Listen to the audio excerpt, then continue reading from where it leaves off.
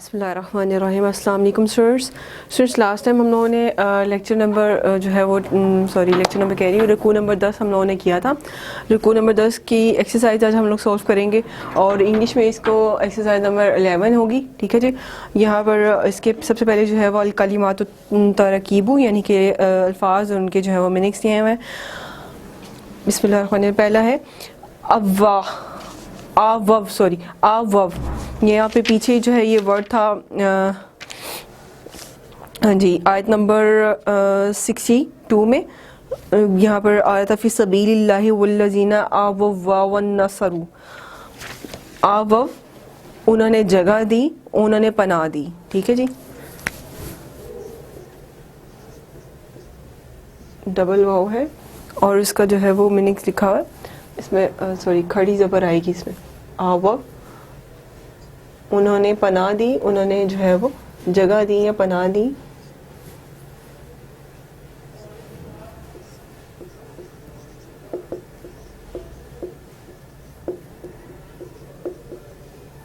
یا انہوں نے جگہ دی.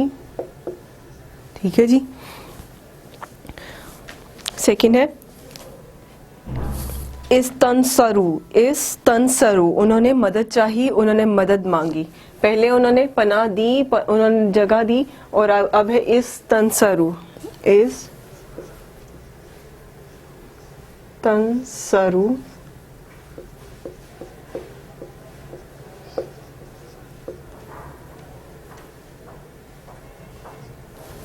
استنصروا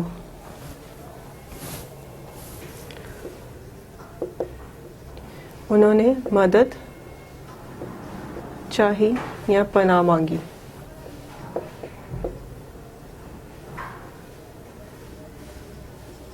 ٹھیک ہے. لاسٹ ہے جی اولو الارحامی خون کے رشتہ دار یا قریبی رشتہ دار. ٹھیک ہے جی. اولو الارحامی اولو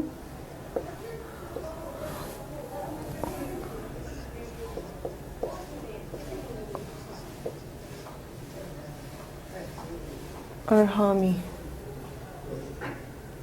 میم کچھ ہے وہ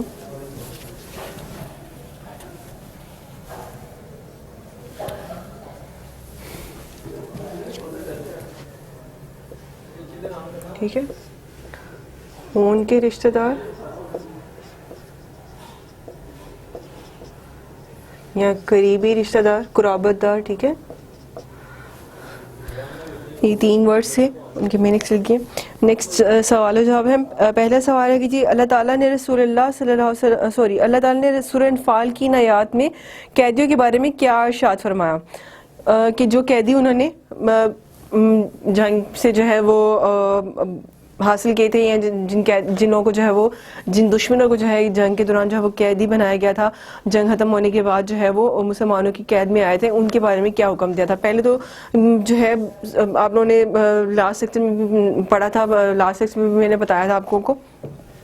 کہ غزوہ بدر میں جو ہے قیدیوں کو فدیہ لے کر چھوڑ دیا گیا اور ساری زندگی کے لیے جو ہے وہ ستانے والے جو دشمن تھے، جانی دشمن تھے، ان کو صرف جو ہے وہ چند روپوں کے بدلے یا چند پیسوں کے بدلے جو ہے ان کو ان کی جان بخشی کر دینا، جو ہے ان کی تھوڑی سی قیمت لے کر ان کو جو ہے وہ جان بخشی کر دینا کوئی چھوٹی بات نہیں تھی. کہ اللہ تعالیٰ نے اس پہلی جنگ میں نبی پاک صلی اللہ علیہ وسلم کے ذریعے ایک سب سے بہترین مثال پیدا کی تھی، ایک سب سے بہترین مثال دی کہ تمہارے ہاتھوں میں اگر کوئی کمزور آ جاتا ہے، تمہاری تلوار کے نیچے اگر وہ آ جاتا ہے یا تمہاری قید میں آ جاتا ہے تو تم پہ یہ ہرگز لازم نہیں ہے کہ تم اس پر ظلم و ستم کرو، تم اس کو جو ہے وہ مار دو یا تم اس کو ایذا پہنچاؤ. نہیں، بلکہ اس کے ساتھ حسن سلوک کرو کہ وہ تمہارے حسن سلوک سے متاثر ہو کر جو ہے وہ تم لوگ کے ساتھ جو ہے وہ مل جائے، تم لوگ کے دائرہ اسلام میں جو وہ داخل ہو جائے، تم لوگ کے ساتھ کوئی عہد کر لے کہ ہو سکتا ہے وہ تمہارے ساتھ جو ہے وہ نیکسٹ ٹائم کے لیے جو ہے وہ، کیونکہ ضروری نہیں ہے، انسان ہے، شیطان کے بہکاوے میں آ جاتے ہیں بعض انسان اور بعض جو ہے وہ کہیں نہ کہیں جو ہے مائل ہو جاتے ہیں دین کی طرف، کہیں نہ کہیں جو ہے وہ بھلائی کی طرف مائل ہو جاتے ہیں، لیکن شاید ان کو کوئی چیز روک لیتے. اور سم ٹائم جو ہے کچھ مسلمان اس لیے بھی نہیں ہو پاتے کہ ان کے جو خاندان والے ہوتے ہیں وہی ان کو جو ہے وہ مسلمان نہیں ہونے دے رہے ہوتے ہیں، وہی ان کو جو ہے وہ دھمکیاں دے رہے ہوتے ہیں. تو اس طرح کا آپ کو پتہ نہیں چلتا کہ کس کے دل میں کیا ہے. تو اللہ تعالیٰ تو بہترین جانتا ہے نا، جاننے والا ہے. تو یہاں پر جو فدیہ کی رقم دینے پر بھی جو انہیں تکلیف ہوئی اس پر بھی اللہ تعالیٰ نے ان کو یہ کہا کہ یعنی کہ فدیہ اگر تم نے دیا ہے, اگر تم نے اپنی قیمت ادا کی ہے, تو ہو سکتا ہے اگر تمہارے دل میں بھلائی کا ارادہ ہو جائے, ہو سکتا ہے اگر تمہاری جو ہے وہ نیت بدل جائے, تم لوگ جو ہے وہ ایمان لے آؤ, یا ایمان لاؤ یا نہ لاؤ, تم صلح کا ایک عہد کر لو, یا تم دوبارہ سے جو مسلمانوں کو ایذا نہ پہنچاؤ, تو ہو سکتا ہے اللہ تعالیٰ تمہاری بھلائی کو دیکھتے ہوئے آئندہ اگر تم کوئی بھلائی کا رستہ اختیار نہیں کرتے ہو, برائی کا رستہ اختیار نہیں کرتے اور بھلائی کی طرف چل پڑتے ہو, تو اللہ تعالیٰ تمہاری اس چیز کو دیکھتے ہوئے تم پہ اتنا مہربان ہو جائے گا کہ جتنا اس نے تم سے لیا ہے یا جتنا تم نے دیا ہے اس سے ڈبل اور اس سے بہترین تمہیں جو ہے وہ عطا کر دے. تو اس طرح کی جو ہے وہ سچویشن پر اللہ تعالیٰ نے ان کافروں کو بھی کہا کہ تم غم نہ کرو کہ میں نے تم سے تم نے فدیہ ادا کرنا پڑ گیا, تمہیں مال دینا پڑ گیا, یہ شکر کرو کہ تمہاری جان بخشی کر دی ہے میں نے, اور اگر تمہاری جان بخشی کر دی ہے میں نے اور تم نے فدیہ دیا ہے, اور اگر تمہیں اس بات پر میرے بندوں کے حسن سلوک پر اور میرے یعنی اللہ کے جو حسن سلوک پر جو ہے وہ اگر تمہارا ایمان لانے کو دل کر جاتا ہے, تو اللہ تعالیٰ تمہیں جو ہے وہ ایمان کی روشنی دے گا, تمہارا ساتھ دے گا, اور تمہیں جو ہے وہ مسلمانوں میں جو ہے ان کے ساتھ جو ہے ان کے ساتھ بھلائی کرنے کا صلے میں جو ہے وہ تم نے جو فدیہ دیا ہے اسے ڈبل دے دے گا. یہ بھی جو ہے وہ اخلاص کی جو ہے ایمان کی جو ہے وہ ایک منزل ہوتی ہے کہ آپ اپنے اچھے عمل سے جو ہے وہ دوسرے کو متاثر کر سکو. نیکسٹ سوال ہے جی کہ ان آیات میں اللہ تعالیٰ نے ہجرت اور نصرت کے بارے میں کیا ارشادات فرمائے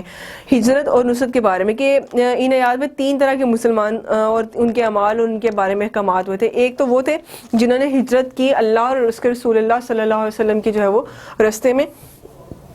اپنا مال و دولت, اپنے مال و اسباب, اپنی زمین و جائیداد چھوڑ چھاڑ کر وہ مکہ کی سے جو ہے وہ مدینہ کی طرف ہجرت کر گئے. پہلے تو جو ہے وہ یہ تھے, ٹھیک ہے, جنہوں نے ہجرت کی اللہ اور اس کے رسول اللہ صلی اللہ علیہ وسلم کے کہنے پر, اللہ کے رستے پر جو ہے وہ اپنی جان و مال کو جو ہے وہ سے جہاد کیا, ٹھیک ہے. اور دوسرے جو تھے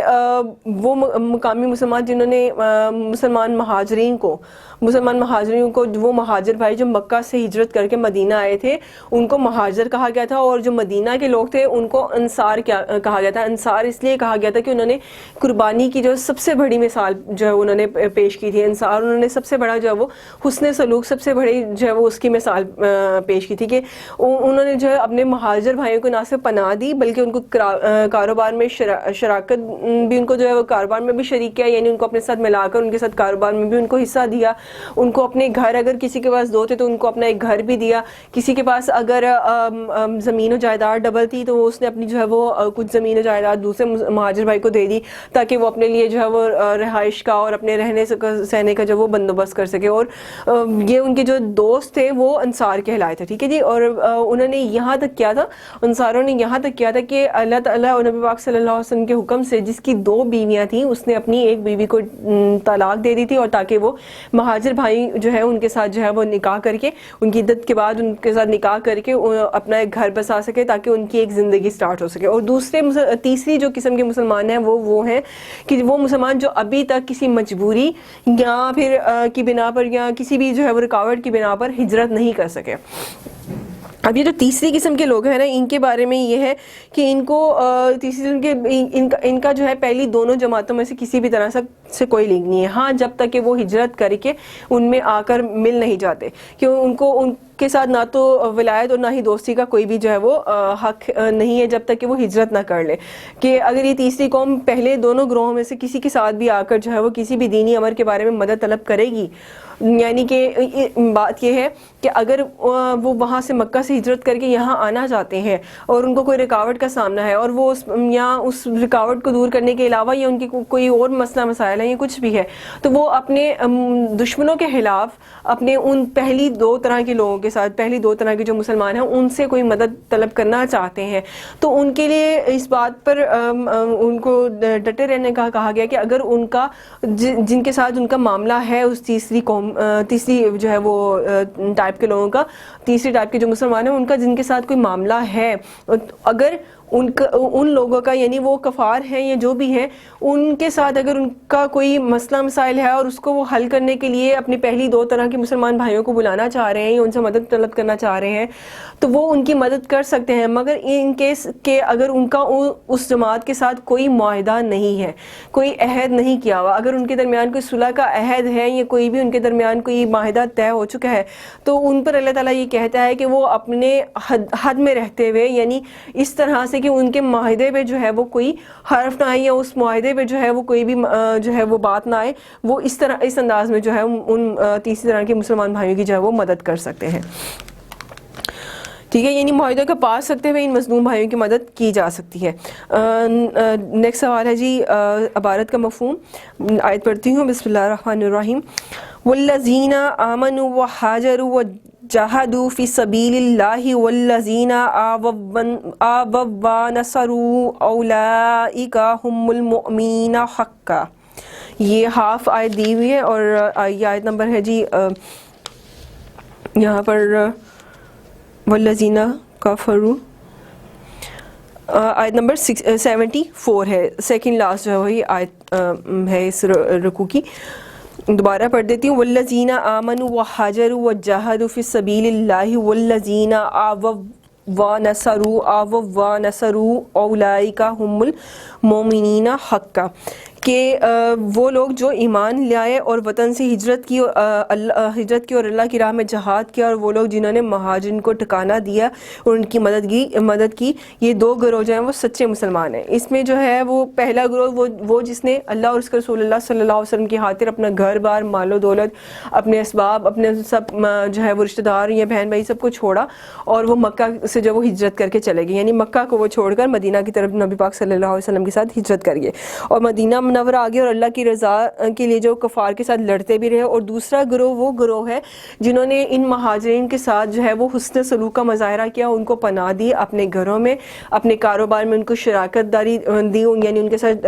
شراکت کی، ان کے ساتھ کاروبار کیا اور ان کو پناہ دی اور ان کی ہر طرح سے مدد کی. تو اس طرح سے یہ مراد ہے کہ مہاجر اور انصار جو آپس میں جو ہے بھائی بھائی ہیں اور یہ دونوں